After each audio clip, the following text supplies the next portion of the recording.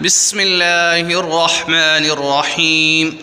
حضرت ابن عباس رضی اللہ عنہما کہتے ہیں کہ نبی کریم صلی اللہ علیہ وسلم حسن حسین رضی اللہ عنہما کے لیے پناہ طلب کیا کرتے تھے اور فرماتے تھے کہ تمہارے والد حضرت ابراہیم علیہ السلام بھی ان کلمات کے ذریعے اسماعیل اور اسحاق علیہم السلام کے لیے پناہ مانگا کرتے تھے۔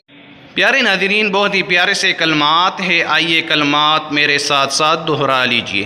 اعوذ بکلمات اللہ التامۃ من کل شیطان وہامۃ ومن کل عین لامہ۔